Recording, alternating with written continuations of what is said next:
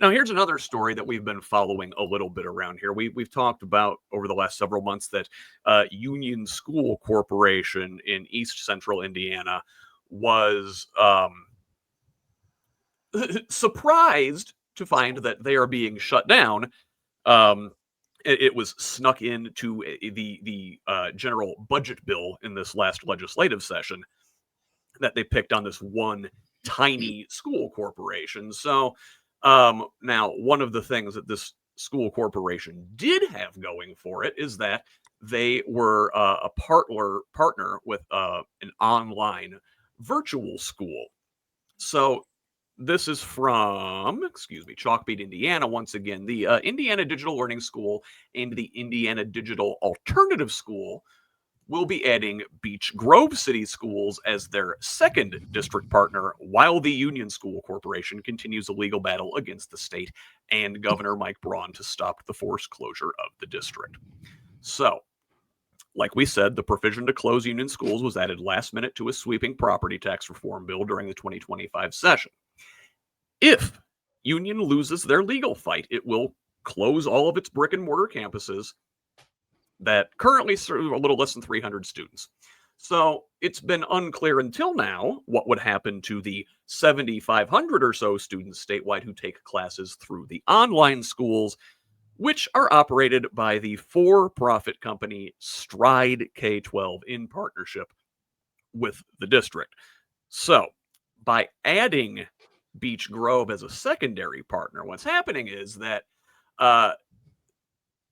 the company's contract with Union is still active, but new virtual students from around the state will be enrolled in Beech Grove schools for the foreseeable future unless they express a preference for Union. So, the way I read that is, okay, we've got this virtual school, which there's all sorts of conflict of interest around that Stride company to begin with, but let's set that on the table, or set that aside for now.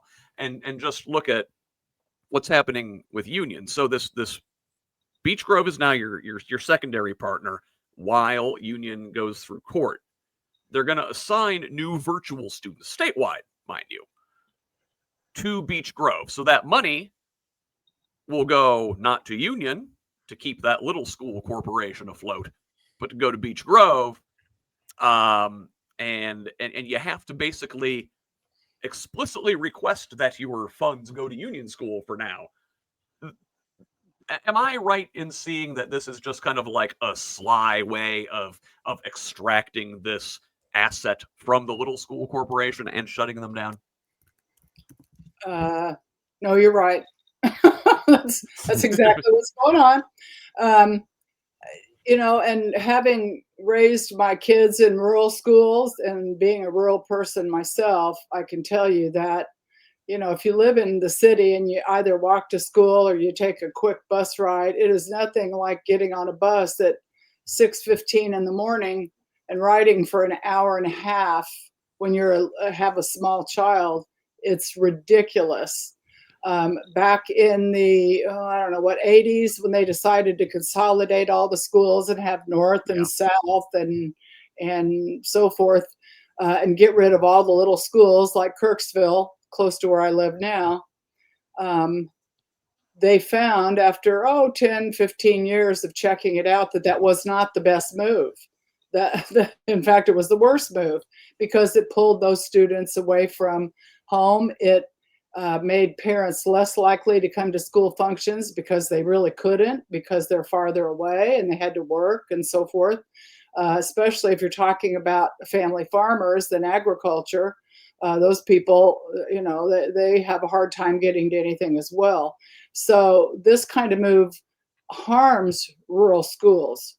Additionally, I see it as another movement inside the charter school push to try and get something that is actually possibly profitable wrested out of the hands of who did it and bringing it into the hands of who can make more money. The question that I will ask throughout this entire day is who profits? Who profits from this move? That should tell you all you need to know.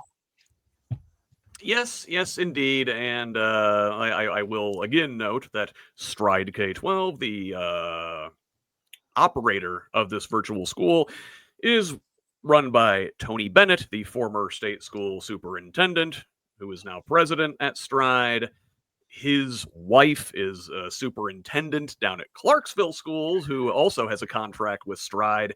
And during the 2023 budget session, the last time lawmakers attempted to raise funding for virtual students, Indiana Capital Chronicle, who reported on that story, reported that House Speaker Todd Houston had consulted for Stride and served as Bennett's chief of staff previously. Yeah,